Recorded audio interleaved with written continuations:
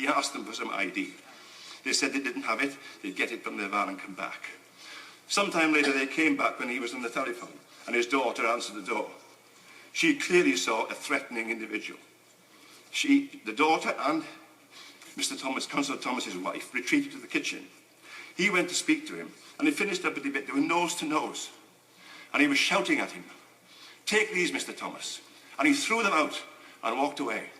And Mr. Thomas walked after him, and he just shouted at him, "Goodbye, Mr. Thomas," 10 times as he walked away, in a shockingly intimidating manner. Though later that day, it gets worse. Later that day, he called at another property, which he owns. And there were 2 vans at this property blocking the gate, and he tooted the horn to go in, and he found it was the same people employed by National Grid to enforce their policy.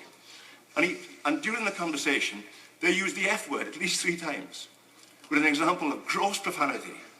And we rang National Grid to tell them, and they seem not to care. They talk about them as being process servers, not bailiffs. I mean, this is a quite shocking behaviour. And further than that, there's another example. Another councillor contacted me. I've been listening very carefully to what the Honourable Gentleman is saying, which is clearly heartfelt, and I've given much more latitude because of the seriousness of what he raises. But this is the 3rd reading of the Energy Bill, and it needs to relate to that, or the Honourable Gentleman might want to find another way to raise what are very important matters. So continue with his points, but either make it relevant to today's debate or perhaps stake a claim for a future debate.